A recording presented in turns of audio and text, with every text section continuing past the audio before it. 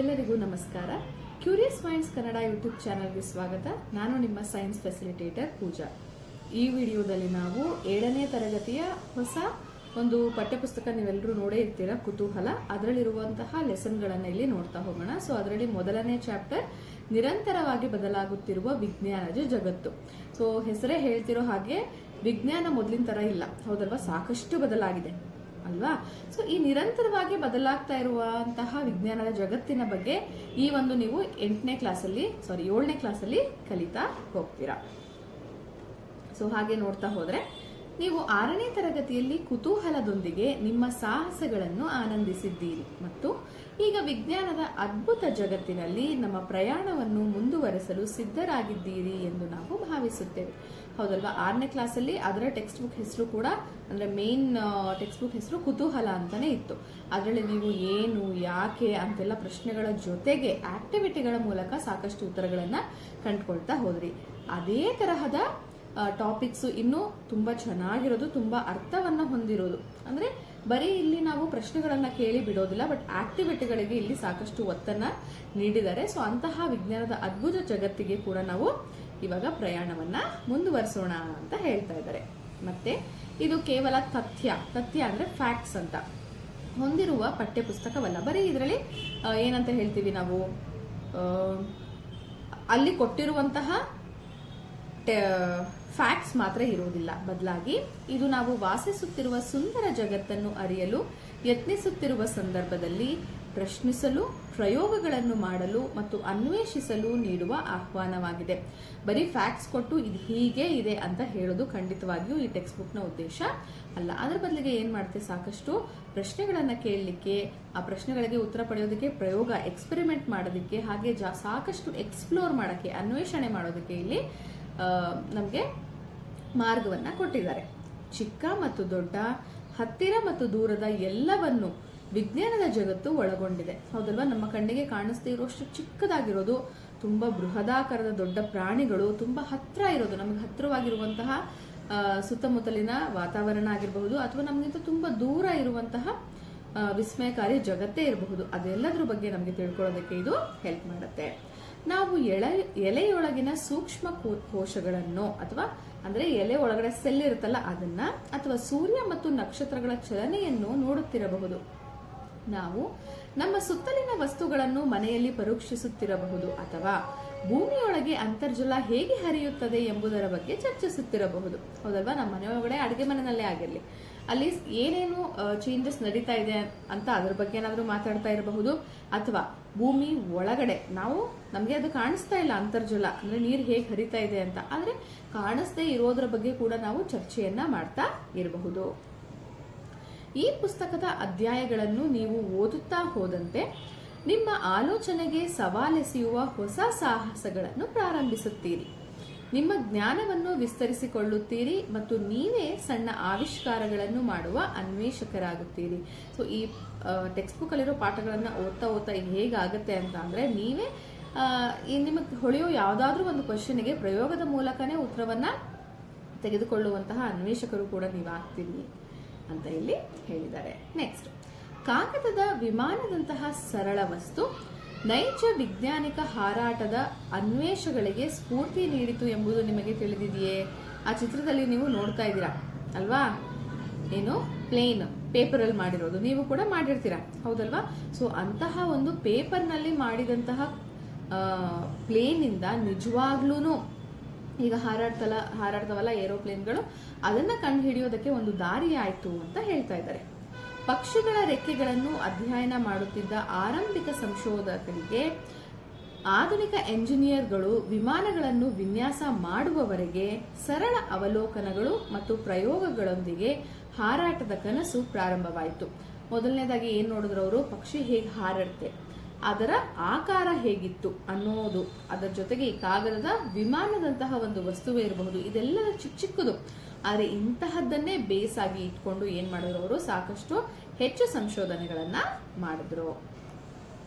ಅನ್ವೇಷಣೆಯು ಕೇವಲ ನಿಸರ್ಗದಲ್ಲಿನ ವಿವಿಧ ವಸ್ತುಗಳ ಬಗ್ಗೆ ಕಲಿಯುವುದೋ ಅಥವಾ ಹೊಸ ತಥ್ಯಗಳನ್ನು ಕಂಡುಹಿಡಿಯುವುದೋ ಅಲ್ಲ. ಅಂದ್ರೆ ಅನ್ವೇಷಣೆ, ಎಕ್ಸ್ಪ್ಲೋರೇಷನ್ ಅಂತ ಅಂದ್ರೆ ಇರೋದನ್ನ ಬುಕ್ಕಲ್ಲಿ ಕೊಟ್ಟಿರೋದನ್ನ ಓದೋದಾಗಿರ್ಬಹುದು, ಅಥವಾ ನಮ್ಮ ಸುತ್ತಮುತ್ತ ಏನೋ ನಡೀತಾ ಇದೆ ಅಷ್ಟೇ, ಏನು ಆಲ್ರೆಡಿ ನಡೀತಾ ಇದೆಯೋ ಅದನ್ನ ತಿಳ್ಕೊಳ್ಳೋದು ಅಷ್ಟೇ ಅಲ್ಲ. ಅದರ ಜೊತೆಗೆ 6ನೇ ತರಗತಿಯಲ್ಲಿ ನಾವು ಹೇಳಿದಂತೆ ವಿಜ್ಞಾನವು ಒಂದು ಪ್ರಕ್ರಿಯೆಯಾಗಿದ್ದು ಅದು ಒಂದು ಪ್ರಾಸೆಸ್. ಇದು ಕುತೂಹಲಗಳನ್ನು ಸ್ವಾಗತಿಸುವ, ಪ್ರಶ್ನಿಸುವ ಮತ್ತು ಅಜ್ಞಾತವಾಗಿರುವುದರ ಮುಸುಕನ್ನು ತೆರೆಯಲು ಉತ್ತೇಜಿಸುವ ಆಲೋಚನಾ ಕ್ರಮವಾಗಿದೆ. ಎಷ್ಟು ಚೆನ್ನಾಗಿ ಹೇಳಿದಾರಲ್ವಾ. ವಿಜ್ಞಾನ ಅಂತಂದ್ರೆ ಯಾವುದೋ ಒಂದು ಇದು ಹೀಗಿದೆ ಅಂತ ಒಪ್ಕೊಳ್ಳೋದು ಅಷ್ಟೇ ಅಲ್ಲ, ಏನೋ ಒಂದು ಕ್ಯೂರಿಯಾಸಿಟಿ ಇರೋದನ್ನ ಪ್ರಶ್ನೆ ಮಾಡೋದಾಗಿರ್ಲಿ, ಪ್ರಯೋಗಿಸೋದಾಗಿರಲಿ, ಅಥವಾ ಅಜ್ಞಾತ ಅಂದ್ರೆ ನಮಗೆ ಗೊತ್ತಿಲ್ಲದೆ ಇರುವಂತಹ ವಿಷಯಗಳ ಮುಸುಕನ್ನ ತೆಗೆದು ಅದನ್ನ ಅರ್ಥ ಮಾಡ್ಕೊಳ್ಳೋದಕ್ಕೂ ಕೂಡ ಏನಾಗುತ್ತೆ, ವಿಜ್ಞಾನ ನಮಗೆ ಸಾಕಷ್ಟು ಸಹಾಯವನ್ನ ಮಾಡುತ್ತೆ. 7ನೇ ತರಗತಿಯಲ್ಲಿ ನಾವು ಇನ್ನಷ್ಟು ಗಹನವಾದ ಪ್ರಶ್ನೆಗಳನ್ನು ಕೇಳಲು ಪ್ರಯತ್ನಿಸೋಣ. ಗಹನವಾದ ಪ್ರಶ್ನೆ ಅಂದ್ರೆ ಇನ್ನು ತುಂಬಾ ಡೀಪರ್ ಕ್ವೆಶ್ಚನ್ ಅನ್ನ ಕೇಳೋದಕ್ಕೂ ಕೂಡ ನಾವೇನ್ ಮಾಡೋಣ, ಪ್ರಯತ್ನವನ್ನ ಮಾಡೋಣ. ವಸ್ತುಗಳು ಹೇಗೆ ಕಾರ್ಯನಿರ್ವಹಿಸುತ್ತವೆ, ಏನೋ ಒಂದು ಪ್ರಾಸೆಸ್ ನಡೀತಾ ಇದೆ, ಅದು ಹೇಗೆ ಆಗ್ತಿದೆ, ಘಟನೆಗಳು ಅದೇ ರೀತಿಯಲ್ಲಿ ಯಾಕೆ ಸಂಭವಿಸುತ್ತೆ, ನಿಸರ್ಗದಲ್ಲಿ ಕಂಡುಬರುವ ಮಾದರಿಗಳಿಂದ ನಾವು ಏನನ್ನು ಕಲಿಯಬಹುದು. ಸೊ ನಮ್ಮ ನೇಚರ್ನ ನಾವು ನೋಡ್ತಾನೆ ಇರ್ತೀವಿ, ಅದರಿಂದ ನಾವೇನು ಕಲಿಯಬಹುದು ಅನ್ನೋದನ್ನು ಕೂಡ ಇಲ್ಲಿ ನೋಡಬಹುದು. ಚಟುವಟಿಕೆಗಳು ಮತ್ತು ಪ್ರಯೋಗಗಳ ಮೂಲಕ ಜಗತ್ತಿನ ಅನುಭವವನ್ನು ಪಡೆಯಬೇಕು. ಬರೀ ನೋಡೋದ್ರ ಮೂಲಕ ಮಾತ್ರ ಅಲ್ಲ, ಪ್ರಯೋಗಗಳನ್ನ ಮಾಡಿನೇ ನಾವೆಲ್ಲವನ್ನು ಏನ್ ಮಾಡಬೇಕು, ಗ್ರಹಿಸಬೇಕು. ಈ ಅನುಭವಗಳು ಕೇವಲ ಆಸಕ್ತಿದಾಯಕ ಅಥವಾ ರೋಚಕವಷ್ಟೇ ಆಗಿರದೆ ನಾವು ವಾಸಿಸುವ ಪರಿಸರದ ಬಗ್ಗೆ ಮತ್ತು ಈ ಗ್ರಹದಲ್ಲಿ ನಮ್ಮ ಸ್ಥಾನದ ಬಗ್ಗೆ ಆಳವಾದ ತಿಳುವಳಿಕೆಗೆ ಮೆಟ್ಟಿಲುಗಳಾಗಿ ಕಾರ್ಯನಿರ್ವಹಿಸಬಲ್ಲವು ಎಂದು ನಾವು ಭಾವಿಸುತ್ತೇವೆ. ಸೊ ಈ ಒಂದು ನಾವೇನ್ ಪ್ರಯೋಗಗಳನ್ನ ಮಾಡ್ತಾ ಹೋಗ್ತೀವಲ್ಲ, ಅದು ಇಂಟ್ರೆಸ್ಟಿಂಗು ಅಥವಾ ಎಕ್ಸೈಟಿಂಗ್ ಅಷ್ಟೇ ಅಲ್ಲದೇನೆ ನಮ್ಮ ಸುತ್ತಮುತ್ತ ಏನ್ ನಡೀತಾ ಇದೆ, ನಮ್ಮ ಗ್ರಹದ ಆಚೆಗೆ ಬಿಯಾಂಡ್ ದ ಅರ್ತ್ ಏನ್ ನಡೀತಾ ಇದೆ ಅನ್ನೋದನ್ನು ಕೂಡ ತಿಳ್ಕೊಳ್ಳೋದಕ್ಕೆ ಸಹಾಯವನ್ನ ಮಾಡುತ್ತೆ. ವಿಜ್ಞಾನವನ್ನ ಅನ್ವೇಷಣೆಯ ನಿರಂತರ ಪ್ರಕ್ರಿಯೆಯಾಗಿ ನೋಡಲು ಇದು ನಿಮಗೆ ಸಹಾಯ ಮಾಡುವುದೆಂದು ನಾವು ನಂಬುತ್ತೇವೆ. ಅಂದ್ರೆ ವಿಜ್ಞಾನ ಅಂತ ಅಂದ್ರೆ ಇವಾಗ ಯಾರೋ ಏನೋ ಕಂಡು ಹಿಡಿದಿದ್ದಾರೆ, ಅದು ಅಷ್ಟಕ್ಕೆ ಅಲ್ಲೇ ಸ್ಟಾಪ್ ಆಗುತ್ತೆ ಅಂತ ಖಂಡಿತ ಅಲ್ಲ. ಅದು ನಿರಂತರ ಪ್ರಕ್ರಿಯೆ, ಅದು ನಡೀತಾನೆ ಇರುತ್ತೆ ಯಾವಾಗ್ಲೂ. ಅದನ್ನ ಅರ್ಥ ಮಾಡ್ಕೊಳ್ಳೋದಕ್ಕೆ ಈ ಟೆಕ್ಸ್ಟ್ ಬುಕ್ ನಿಮ್ಗೆ ಏನಾಗುತ್ತೆ, ಹೆಲ್ಪ್ ಅನ್ನ ಮಾಡುತ್ತೆ. ಇದು ಕೇವಲ ಆವಿಷ್ಕಾರದ ಬಗ್ಗೆ ಮಾತ್ರವಲ್ಲ. ಆವಿಷ್ಕಾರ ಅಂದ್ರೆ ಏನಾದ್ರೂ ಒಂದನ್ನ ಕಂಡು ಹಿಡಿಯೋದು, ಅದು ಮಾತ್ರ ಅಲ್ಲ, ಜವಾಬ್ದಾರಿಯ ಬಗ್ಗೆಯೂ ಸಹ. ಬಾಲವಿಜ್ಞಾನ ಅನ್ವೇಷಕರಾಗಿ ಮಾನವ ಚಟುವಟಿಕೆಗಳು ನೈಸರ್ಗಿಕ ಜಗತ್ತಿನಲ್ಲಿ ಯಾವ ಪರಿಣಾಮವನ್ನು ಉಂಟು ಮಾಡುತ್ತವೆ ಮತ್ತು ಅವು ನಾವು ವಾಸಿಸುವ ಸಮಾಜಕ್ಕೆ ಹೇಗೆ ಸಂಬಂಧಿಸುವೆ ಎಂಬುದನ್ನು ನೀವು ಶೀಘ್ರದಲ್ಲೇ ನೋಡುವಿರಿ. ಯಾವುದೋ ಒಂದು ಎಕ್ಸ್ಪೆರಿಮೆಂಟ್ ಮಾಡೋದಷ್ಟೇ ಅಲ್ಲದೇನೆ ನಾವು ನಡ್ಕೊಳ್ಳುವಂತಹ ರೀತಿ ನಮ್ಮ ಪರಿಸರಕ್ಕೆ ಹೇಗೆ ಹಾನಿ ಉಂಟು ಮಾಡ್ತಾ ಇದೆ ಅಥವಾ ಹೇಗೆ ಉಪಯೋಗ ಆಗ್ತಾ ಇದೆ ಅನ್ನೋದ್ರ ಬಗ್ಗೆ ಕೂಡ ನಾವೇನ್ ಮಾಡ್ತೀವಿ, ಇಲ್ಲಿ ತಿಳ್ಕೊಳ್ತಾ ಹೋಗ್ತೀವಿ. ಪಾರಿಸಾರಿಕ ಸವಾಲುಗಳನ್ನು ಎದುರಿಸುವಲ್ಲಿ ಮತ್ತು ಹೆಚ್ಚು ಸುಸ್ಥಿರ ಜಗತ್ತನ್ನು ಸೃಷ್ಟಿಸುವಲ್ಲಿ ವಿಜ್ಞಾನವು ವಹಿಸಬಹುದಾದ ಪಾತ್ರವನ್ನೂ ಸಹ ನೀವು ನೋಡುತ್ತೀರಿ ಎಂದು ನಾವು ಭಾವಿಸುತ್ತೇವೆ. ಸೊ ಇವಾಗ ಸಾಕಷ್ಟು ನಾವು ಕೇಳ್ತಾ ಇರ್ತೀವಿ, ಏನು ತುಂಬಾ ಬಿಸಿ ಹೆಚ್ಚಾಗ್ತಾ ಇದೆ, ಗ್ಲೋಬಲ್ ವಾರ್ಮಿಂಗ್ ಆಗ್ತಾ ಇದೆ, ಅಥವಾ ಮಾಲಿನ್ಯ ಜಾಸ್ತಿ ಆಗ್ತಾ ಇದೆ ಅಂತ. ಸೊ ಅದನ್ನ ತಡೆಗಟ್ಟೋದಕ್ಕೆ ಏನೇನು ಕ್ರಮಗಳನ್ನ ಕೈಗೊಳ್ಳಬೇಕು ಅನ್ನೋದು ಕೂಡ ನಾವೇನ್ ಮಾಡ್ತೀವಿ, ಈ ವಿಜ್ಞಾನದಲ್ಲಿ ಕಲಿತಾ ಹೋಗ್ತೀವಿ.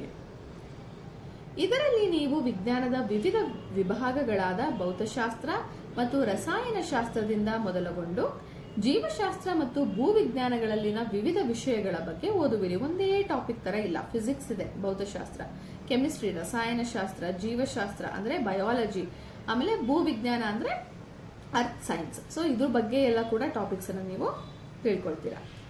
ಒಂದು ಕ್ಷೇತ್ರದಲ್ಲಿನ ವೈಜ್ಞಾನಿಕ ಅವಲೋಕನೆಗಳು ಇನ್ನೊಂದು ಕ್ಷೇತ್ರದಲ್ಲಿ ಆವಿಷ್ಕಾರಗಳಿಗೆ ಪ್ರೇರಣೆ ನೀಡುತ್ತವೆ. ಈಗ ನೋಡಿ, ಭೌತಶಾಸ್ತ್ರದಲ್ಲಿ ಯಾವುದೋ ಒಂದು ನಿಮ್ಗೆ ನಾಲೆಡ್ಜ್ ಸಿಕ್ತು ಅಂತ ಅಂದ್ಕೊಳ್ಳಿ, ಅದನ್ನ ನೀವು ಕೆಮಿಸ್ಟ್ರಿನಲ್ಲಿ ಏನೋ ಒಂದು ಎಕ್ಸ್ಪೆರಿಮೆಂಟ್ ಮಾಡಲಿಕ್ಕೆ ಸಹಾಯ ಮಾಡಬಹುದು. ಸೊ ಒಂದು ಕ್ಷೇತ್ರದಿಂದ ಇನ್ನೊಂದು ಕ್ಷೇತ್ರಕ್ಕೆ ಯಾವಾಗಲೂ ಕೂಡ ಏನಿರುತ್ತೆ, ಕನೆಕ್ಷನ್ ಇರುತ್ತೆ. ಅಥವಾ ಕನಿಷ್ಠ ಎಂದಾದರೂ ಇನ್ನೊಂದು ಕ್ಷೇತ್ರ ಕುರಿತು ಪ್ರಶ್ನಿಸಲು ಅನುವು ಮಾಡಿಕೊಡುತ್ತವೆ. ಸೊ ಇನ್ನೊಂದು ಅಂದ್ರೆ ಇವಾಗ ಫಿಸಿಕ್ಸ್ ಅಲ್ಲಿ ಏನೋ ಒಂದು ನಿಮ್ಗೆ ಆನ್ಸರ್ ಸಿಕ್ತು ಅಂದ್ರೆ ಅದನ್ನ ಕೆಮಿಸ್ಟ್ರಿ, ರಸಾಯನಶಾಸ್ತ್ರದಲ್ಲಿ ಅಥವಾ ಜೀವಶಾಸ್ತ್ರದಲ್ಲಿ ನೀವು ಏನೋ ಒಂದು ಕ್ಲೂ ಇಟ್ಕೊಂಡು ಪ್ರಶ್ನೆಯನ್ನ ಕೇಳಿ ಪ್ರಯೋಗ ಮಾಡಿ ಕಂಡು ಹಿಡಿಯೋದಕ್ಕೂ ಕೂಡ ಅಲ್ಲಿ ಕ್ಲೂ ಸಿಗಬಹುದು ಅನ್ನೋದು ಇಲ್ಲಿನ ಹೇಳಿಕೆ. ನಾವು ನಮ್ಮ ಸುತ್ತಲಿನ ವಸ್ತುಗಳ ಗುಣಗಳನ್ನು ನೋಡುವ ಮೂಲಕ ಪ್ರಾರಂಭಿಸೋಣ. ಸೊ ನಮ್ಮ ಸುತ್ತಮುತ್ತ ವಸ್ತುಗಳು ಇದ್ದೇ ಇದೆ, ಹೌದಲ್ವಾ? ಅದರ ಗುಣಗಳನ್ನ ನೋಡೋದ್ರ ಮೂಲಕ ಇಲ್ಲಿ ಪ್ರಾರಂಭಿಸೋಣ. ಕೆಲವು ಹಣ್ಣುಗಳು ಏಕೆ ಹುಳಿಯಾಗಿರುತ್ತೆ, ಹೌದಲ್ವಾ? ಕೆಲವೊಂದು ಹಣ್ಣು ತಿನ್ನೋದಕ್ಕೆ ಹೇಗಿರುತ್ತೆ, ಹುಳಿ ಇರುತ್ತೆ. ನಮ್ಮ ಶಾಲಾ ಸಮವಸ್ತ್ರದ ಮೇಲಿನ ಅರಿಶಿಣದ ಕಲೆಯನ್ನು ತೊಳೆಯುವಾಗ ಏನಾಗುತ್ತದೆ?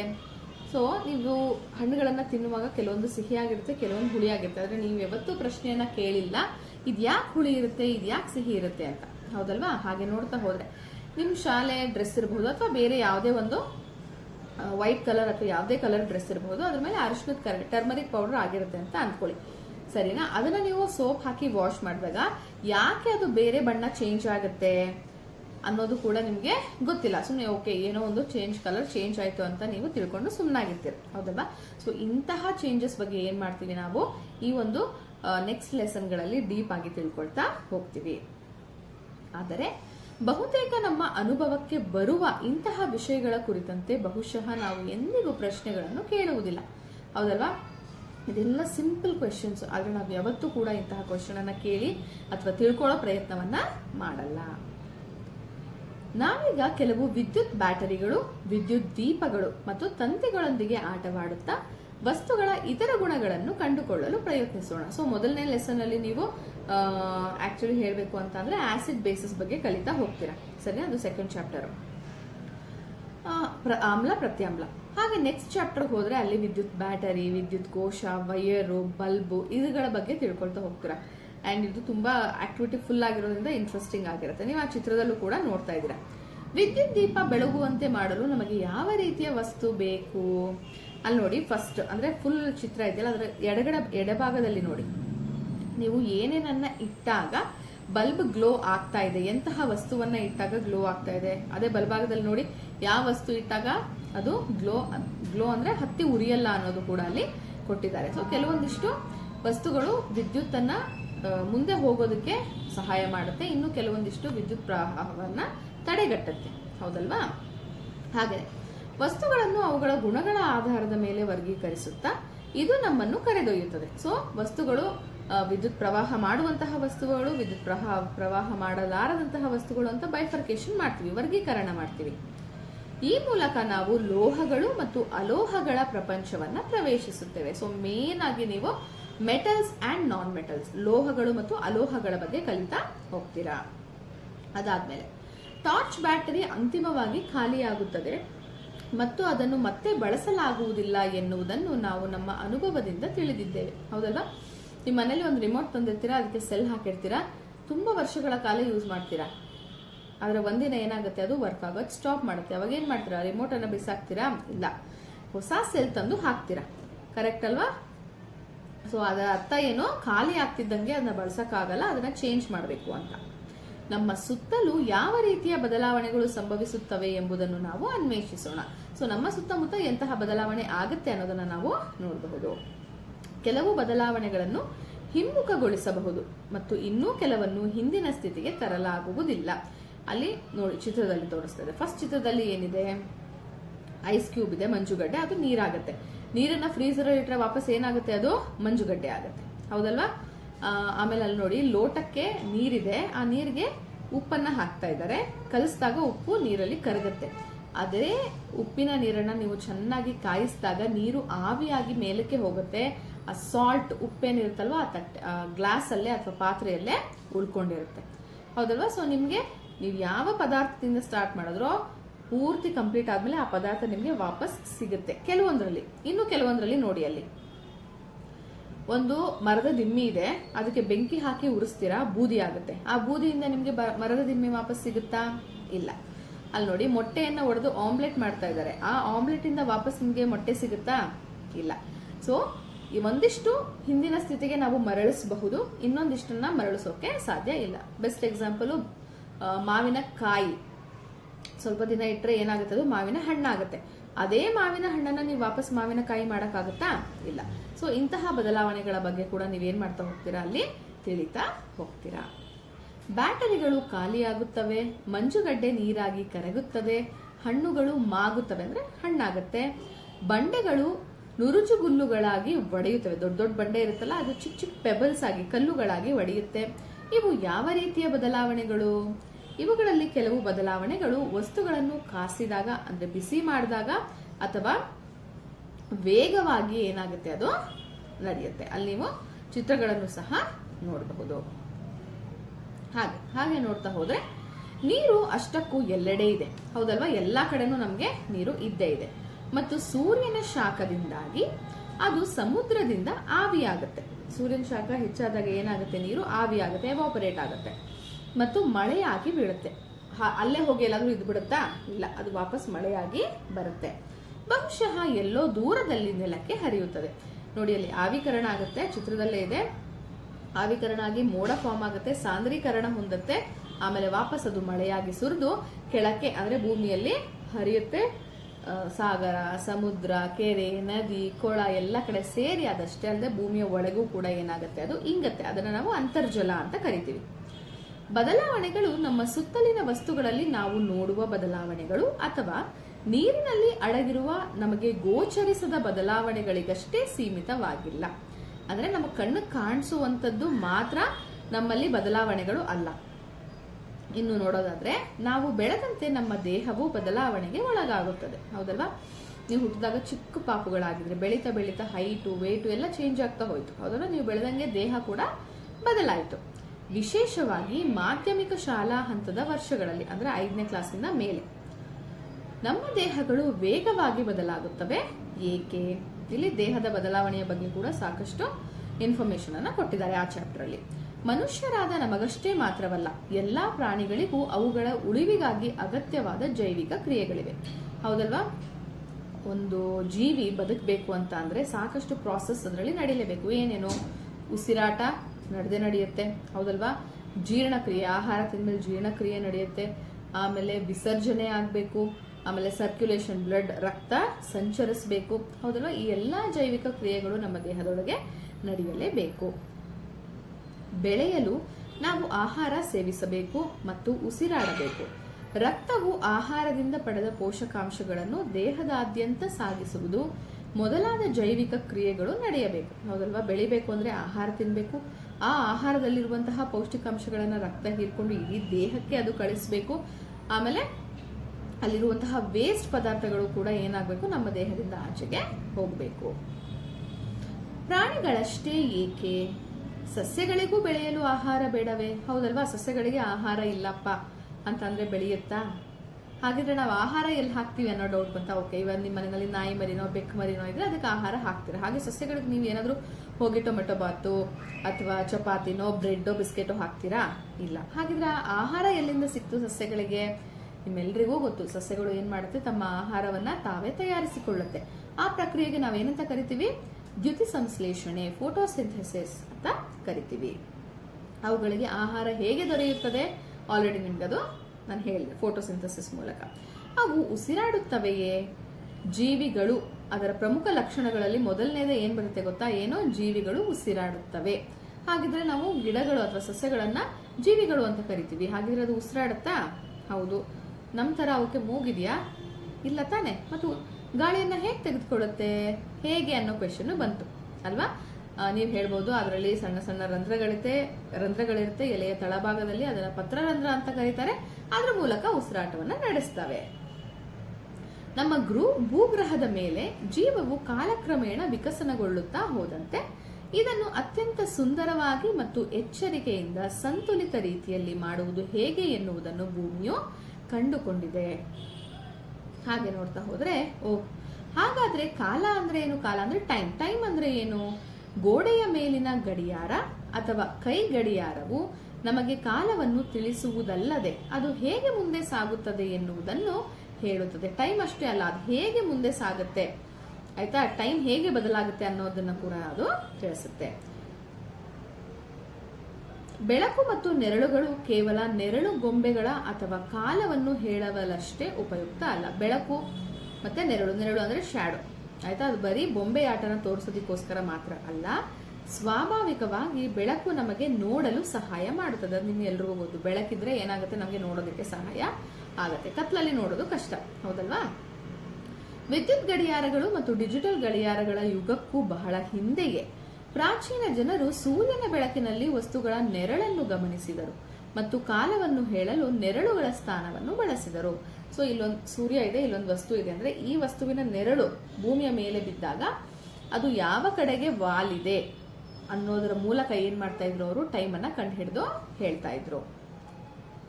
ಇಂದು ನಾವು ಬೆಳಕನ್ನು ಉತ್ಪಾದಿಸಲು ಹಲವು ವಿಧಾನಗಳನ್ನು ಅಭಿವೃದ್ಧಿಪಡಿಸಿದ್ದೇವೆ. ಹೌದಲ್ವಾ? ಬೆಳಕು ಬರೀ ಸೂರ್ಯನಿಂದ ಮಾತ್ರ ಸಿಗೋದಿಲ್ಲ ನಮಗೆ. ಟಾರ್ಚ್ ಲೈಟ್ ಇರಬಹುದು, ವಿದ್ಯುತ್ ಬಲ್ಬ್ ಇರಬಹುದು. ಸೊ ಇದರ ಮೂಲಕ ನಾವು ಬೆಳಕನ್ನ ಪಡಿತಾ ಇದ್ದೀವಿ. ಹಾಗೆ ನೋಡ್ತಾ ಹೋದ್ರೆ ಭೂಮಿ ಮತ್ತು ಚಂದ್ರರು ಸಹ ನೆರಳುಗಳನ್ನು ಉಂಟು ಮಾಡಬಲ್ಲವು. ಇದು ಗ್ರಹಣಗಳಂತಹ ವಿಸ್ಮಯಕರ ವಿದ್ಯಮಾನಗಳಿಗೆ ಕಾರಣವಾಗುತ್ತದೆ. ಈ ವಿದ್ಯಮಾನಗಳನ್ನು ನೀವು ಕೇಳಿರ್ತೀರ ಅಲ್ವಾ? ಸೂರ್ಯಗ್ರಹಣ, ಚಂದ್ರಗ್ರಹಣ ಅಂತ ಎಲ್ಲ. ಏನಕ್ಕಾಗೋದು? ನಿಮ್ಗೆ ಗೊತ್ತು, ಭೂಮಿಯ ಸುತ್ತ ಚಂದ್ರ ಸುತ್ತುತ್ತಾ ಇದ್ದಾನೆ, ಕರೆಕ್ಟ್? ಈ ಭೂಮಿ ಏನ್ ಮಾಡ್ತಾ ಇದೆ? ಸೂರ್ಯನ ಸುತ್ತ ಸುತ್ತುತ್ತಾ ಇದೆ. ಸೊ ಈ ಮೂಮೆಂಟ್ ಇಂದ ಏನಾಗ್ತಾ ಇದೆ? ಅಲ್ಲಿ ನೆರಳುಗಳು ಉಂಟಾಗತ್ತೆ. ಸೊ ಆ ನೆರಳುಗಳನ್ನ ನಾವೇನಂತ ಕರಿತೀವಿ? ಗ್ರಹಣ ಅಂತ ಕರಿತೀವಿ. ಸಹಜವಾಗಿ ಸೂರ್ಯನಿಂದ ಪಡೆಯುವ ಬೆಳಕನ್ನು ಆಧರಿಸಿ ನಮಗೆ ಹಗಲು ಮತ್ತು ರಾತ್ರಿ ಉಂಟಾಗುತ್ತೆ. ಹೌದಲ್ಲ? ಸೂರ್ಯನ ಬೆಳಕು ಸಿಗುವಾಗ ನಾವು ಹಗಲು ಅಂತೀವಿ, ಅಂದ್ರೆ ಬೆಳಗ್ಗೆ ಅಂತೀವಿ. ಅಲ್ಲಿ ಬೆಳಕು ಸಿಗ್ತಾ ಇಲ್ಲ ಅಂತಂದ್ರೆ ರಾತ್ರಿ ಅಂತ ಕರಿತೀವಿ.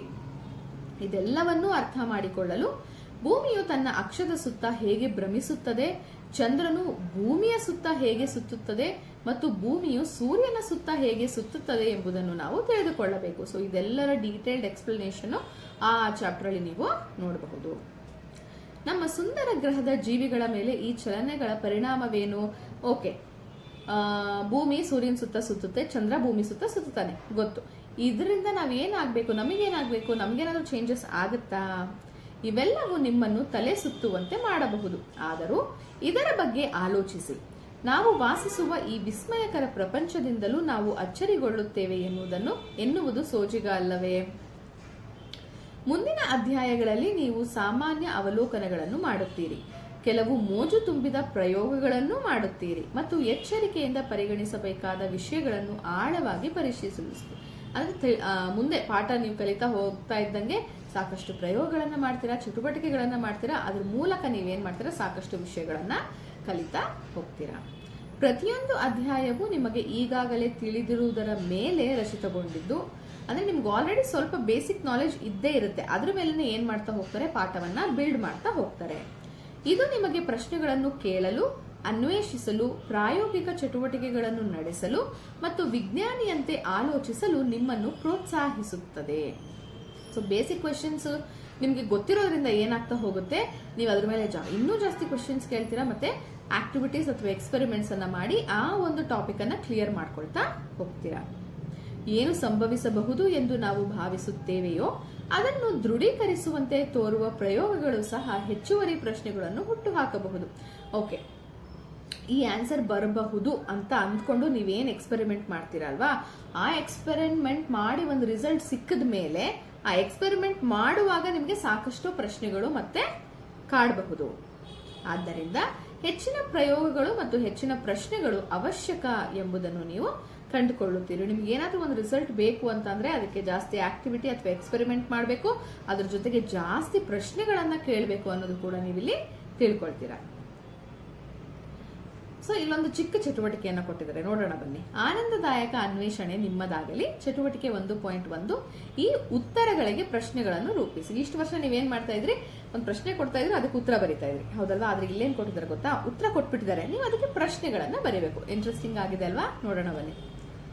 ಶಾಲೆಗಳಲ್ಲಿ ಅಥವಾ ಕಿರು ಪರೀಕ್ಷೆಗಳಲ್ಲಿ ನಿಮಗೆ ಸಾಮಾನ್ಯವಾಗಿ ಪ್ರಶ್ನೆಗಳನ್ನು ನೀಡಲಾಗುತ್ತದೆ ಮತ್ತು ಅವುಗಳಿಗೆ ನೀವು ಉತ್ತರಿಸಬೇಕೆಂಬ ನಿರೀಕ್ಷೆಯೂ ಇರುತ್ತದೆ. ಆದರೆ ನಾವೀಗ ಇದನ್ನು ವ್ಯತಿರಿಕ್ತವಾಗಿ ಮಾಡೋಣ. ವ್ಯತಿರಿಕ್ತ ಅಂದ್ರೆ ಉಲ್ಟಾ. ವಿಜ್ಞಾನಿಯಂತೆ ಆಲೋಚಿಸಲು ಆಸಕ್ತಿದಾಯಕವಾದ ಪ್ರಶ್ನೆಗಳನ್ನು ಕೇಳುವುದು ಸಹ ಬಹುಮುಖ್ಯ. ಮಹಾನ್ ವಿಜ್ಞಾನಿಗಳು ಕೇವಲ ಪ್ರಶ್ನೆಗಳಿಗೆ ಉತ್ತರಗಳನ್ನಷ್ಟೇ ನೀಡುವುದಿಲ್ಲ, ಅವರು ಅದ್ಭುತವಾದ ಪ್ರಶ್ನೆಗಳನ್ನು ಕೇಳುತ್ತಾರೆ. ಈಗ ಸೈಂಟಿಸ್ಟ್ ಅಂದ್ರೆ ಯಾವ್ದೋ ನೀವು ಕೇಳಿದ ಕ್ವೆಶನ್ಗೆ ಒಂದು ಆನ್ಸರ್ ಹೇಳ್ಬಿಟ್ರೆ ಅಲ್ಲ, ಅವರು ಸಾಕಷ್ಟು ವಿಧವಾದ ಮತ್ತೆ ಕ್ಯೂರಿಯಾಸಿಟಿ, ಕುತೂಹಲ ಭರಿತವಾದ ಪ್ರಶ್ನೆಗಳನ್ನ ಕೇಳ್ತಾರೆ. ಕೆಳಗಿನ ಉತ್ತರಗಳನ್ನು ನೋಡಿ. ನಿಮಗಿರುವ ಸವಾಲೆಂದರೆ ಈ ಉತ್ತರಗಳಿಗೆ ಕಾರಣವಾಗುವ ಕುತೂಹಲಕಾರಿ, ಸೃಜನಶೀಲ ಮತ್ತು ಮೋಜಿನ ಪ್ರಶ್ನೆ ಅಥವಾ ಸನ್ನಿವೇಶವನ್ನ ರೂಪಿಸಬೇಕು. ಯಾವುದೇ ಪ್ರಶ್ನೆ ಯಾವತ್ತೂ ತಪ್ಪಾಗಿ ಇರೋದಿಲ್ಲ. ಸೊ ನೀವೇನೋ ಒಂದು ಕ್ವೆಶನ್ ಕೇಳ್ತೀರಾ ಅಂದ್ರೆ ಯಾವತ್ತೂ ರಾಂಗ್ ಇರಲ್ಲ. ಆದ್ದರಿಂದ ನಿಮ್ಮ ಕಲ್ಪನೆಯು ಹೆಚ್ಚಾಗಿ ಓಡಲಿ. ಇಂತಹ ಅಭ್ಯಾಸಗಳು ನಿಮಗೆ ಹೆಚ್ಚು ಪರಿಚಿತವಿಲ್ಲದಿರಬಹುದು. ನಿಮಗೆ ಸಹಾಯಕ್ಕಾಗಿ ಇಲ್ಲೊಂದು ಉದಾಹರಣೆಯನ್ನ ಕೊಟ್ಟಿದ್ದಾರೆ, ಅರ್ಥ ಮಾಡಿ. ಇದು ಯಾವುದಕ್ಕೆ ಪ್ರತಿಕ್ರಿಯೆ ಆಗಿರಬಹುದು ಇರಲಿ. ಅದು ಕೇಕ್ನ ಸಮಾನ ಪಾಲುಗಳನ್ನು ಪಡೆಯುವುದನ್ನು ನಾವು ಹೇಗೆ ಖಚಿತಪಡಿಸಿಕೊಳ್ಳುತ್ತೇವೆ ಎಂಬಲ್ಲಿಂದ ಹಿಡಿದು ನನ್ನ ಪ್ರಬಂಧವು ತುಂಬಾ ದೀರ್ಘವಾಗಿದೆ, ಅಥವಾ ಇದನ್ನು ಲಕೋಟೆಯಲ್ಲಿ ಇಡಲು ನನ್ನಿಂದ ಸಾಧ್ಯವಾಗದು, ಅಥವಾ ನನಗೆ ಇಷ್ಟು ಉದ್ದದ ಹಾಡಿಗೆ ನರ್ತಿಸಲು ಸಾಧ್ಯವಿಲ್ಲ ಎಂಬಲ್ಲಿಯವರೆಗೆ ಎಲ್ಲವೂ ತುಂಬಾ ವಿಭಿನ್ನವಾಗಿದೆ. ಇಲ್ಲಿರೋದೆಲ್ಲ ಉತ್ತರ ಅವ್ರು ಕೊಟ್ಟಿರೋದು. ಆದ್ದರಿಂದ ನೀವು ಯಾವ ರೀತಿಯ ಸೃಜನಶೀಲ ಪ್ರಶ್ನೆಗಳನ್ನು ಕೇಳಬಲ್ಲಿರಿ ಎಂಬುದನ್ನು ನೋಡೋಣ. ಸರಿನಾ? ಬನ್ನಿ, ಇಲ್ಲೊಂದು ಪ್ರಶ್ನೆ ಕೊಟ್ಟಿದ್ದಾರೆ, ಉತ್ತರ ಕೊಟ್ಟಿದ್ದಾರೆ. ಕೇವಲ ಸ್ವಲ್ಪ ಹಾಲನ್ನು ಸೇರಿಸಿ. ಸರಿನಾ? ಇಲ್ಲಿ ನಾನು ಕೂಡ ಕೆಲವೊಂದಿಷ್ಟು ಪ್ರಶ್ನೆಗಳನ್ನ ಕೇಳಿದೀನಿ. ಇದನ್ನೇ ನೀವು ಕೇಳಬೇಕು ಅಂತಿಲ್ಲ, ನೀವು ಕೂಡ ಡಿಫ್ರೆಂಟ್ ಆಗಿ ಥಿಂಕ್ ಮಾಡಿ ಹೇಳಬಹುದು. ಕೇವಲ ಸ್ವಲ್ಪ ಹಾಲನ್ನ ಸೇರಿಸಬೇಕು. ಓಕೆ, ಹಾಲು ಯಾವಾಗ ಸೇರಿಸ್ತೀರಾ ಯೋಚನೆ ಮಾಡಿ. ಓಕೆನಾ? ಪಾಯಸ ಮಾಡುವಾಗ್ಲೂ ಇರಬಹುದು, ಪಾಯಸ ಗಟ್ಟಿಯಾಗಿದೆ ಅಂದ್ರೆ ಸ್ವಲ್ಪ ಹಾಲು ಸೇರಿಸಬಹುದು. ಕರೆಕ್ಟಾ? ಬಟ್ ನನ್ನ ಪ್ರಶ್ನೆ ಏನ್ ಕೇಳಿದ್ದೆ ಅದನ್ನ ನೋಡ್ಕೊಳ್ಳೋಣ ಇರಿ. ಓಕೆ, ಇಲ್ಲೆಲ್ಲ ಉತ್ತರ ಬರ್ತಾ ಇದೆ. ಕಾಫಿ ತುಂಬಾ ಕಹಿಯಾಗಿದೆ, ಅದನ್ನ ಕುಡಿಯಲು ಯೋಗ್ಯವಾಗಿಸಲು ನಾನು ಏನ್ ಮಾಡಬೇಕು ಅಂತ ಯಾರೋ ಕೇಳಿದಾಗ ಅದಕ್ಕೆ ಸ್ವಲ್ಪ ಹಾಲು ಸೇರಿಸಿ ಅಂತ ಹೇಳ್ಬೋದು. ಹೌದಲ್ಲ? ಕಾಫಿ ತುಂಬಾ ಕಹಿಯಾಗಿದೆಪ್ಪ ಅಂದ್ರೆ ಸ್ವಲ್ಪ ಹಾಲು ಸೇರಿಸಿದ್ರೆ ಕರೆಕ್ಟ್ ಆಗುತ್ತೆ. ದೆನ್ ನೆಕ್ಸ್ಟ್ ಏನ್ ಕೇಳಿದ್ದಾರೆ? ಉತ್ತರ, ಏಕೆಂದರೆ ಬೆಕ್ಕಿನ ಹಲ್ಲುಗಳು ವಕ್ರವಾಗಿದ್ದವು. ಅಂದ್ರೆ ಬೆಕ್ಕಿನ ಹಲ್ಲು ಏನಾಗಿತ್ತು? ಸೊಟ್ಟ ಇತ್ತು ಅಂತ ಅಲ್ಲಿ ಉತ್ತರ. ಪ್ರಶ್ನೆ ಏನ್ ಕೇಳ್ಬೋದು? ಇಂಟ್ರೆಸ್ಟಿಂಗ್ ಅಲ್ವಾ? ಬೆಕ್ಕು ತನ್ನ ಬೇಟೆಯನ್ನು ಹಿಡಿದ ನಂತರ ಅದನ್ನು ಬಿಡಿಸಲು ಏಕೆ ಕಷ್ಟಪಡುತ್ತೆ? ಹಿಡಿದು ಬಿಡುತ್ತೆ ಬೆಕ್ಕು, ಆದ್ರೆ ಅದನ್ನು ಬಿಡಿಸೋದಕ್ಕೆ ಅಂದ್ರೆ ಕಾಲಿಂದ ಎಲ್ಲ ತುಂಬಾ ಒದ್ದಾಡಿ ಬಿಡಿಸ್ತಾ ಇರುತ್ತೆ ಅದರ ಆಹಾರನ.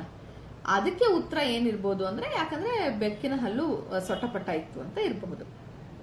ನೆಕ್ಸ್ಟ್ ಉತ್ತರ ನೋಡಿ, ಚಿಂತಿಸದಿರಿ, ನನ್ನ ಬಳಿ ಟವಲ್ ಇದೆ ಅಂತ ಹೇಳ್ತಾರೆ. ಸೊ ಏನದು? ನಾನು ಅಕಸ್ಮಾತ್ ಆಗಿ ನನ್ನ ಮೇಲೆ ನೀರ್ನ ಚಲ್ಕೊಂಡಿದ್ದೀನಿ, ಸೊ ಈಗೇನ್ ಮಾಡ್ಲಿ ಅಂತ ಕೇಳಿದಕ್ಕೆ ಚಿಂತೆ ಮಾಡಬೇಡಿ, ನನ್ನ ಹತ್ರ ಟವಲ್ ಇದೆ ಅಂತ ಹೇಳ್ತಾರೆ. ಓಕೆನಾ? ನೆಕ್ಸ್ಟ್ ಅಲ್ಲಿ ಲಾಸ್ಟ್ ಕೊಟ್ಟಿದ್ದಾರೆ ನೋಡಿ, 42 ಅಂತ ಇದೆ ಆನ್ಸರ್. ಸೊ ಅದಕ್ಕೆ ನೀವು ಏನಾದ್ರೂ ಮಾಡ್ಬೋದು. ನಾನು ಸಿಂಪಲ್ ಆಗಿ 32 + 10 ಅಂತ ಪ್ರಶ್ನೆಯನ್ನ ಕೊಟ್ಟಿದ್ದೀನಿ. ಸೊ ಈ ಚಾಪ್ಟರ್ ಆಕ್ಚುಲಿ ಎಷ್ಟು ಒಂಥರ ಎಲ್ಲಾ ಟಾಪಿಕ್ಸ್ ಅನ್ನು ರಿವೈಸ್ ಮಾಡಿರ್ತಾರೆ ಇತ್ತಲ್ವಾ. ಇನ್ನ ಅದೇ ಟಾಪಿಕ್ ಅನ್ನ ಮೇನ್ ಸ್ಟ್ರೀಮ್ ಲೆಸನ್ ಅಲ್ಲಿ ಓದಿದಾಗ ಇನ್ನೂ ತುಂಬಾ ಇಂಟ್ರೆಸ್ಟಿಂಗ್ ಆಗಿರುತ್ತೆ. ಅಂಡ್ ಇನ್ನೊಂದು ಹೇಳಬೇಕು, ಪ್ರತಿಯೊಂದು ಪಾಠದಲ್ಲಿ ಇರುವಂತಹ ಆಕ್ಟಿವಿಟೀಸ್ ಕೂಡ ನಾವು ಈ ಒಂದು ವಿಡಿಯೋದಲ್ಲಿ ಮುಂದಿನ ವಿಡಿಯೋಗಳಲ್ಲಿ ನೋಡ್ತಾ ಹೋಗಬಹುದು. ಪಾಠ, ಅದರ ಜೊತೆಗೆ ಆಕ್ಟಿವಿಟೀಸ್ ಇರುತ್ತೆ, ಚಟುವಟಿಕೆ ಇರುತ್ತೆ.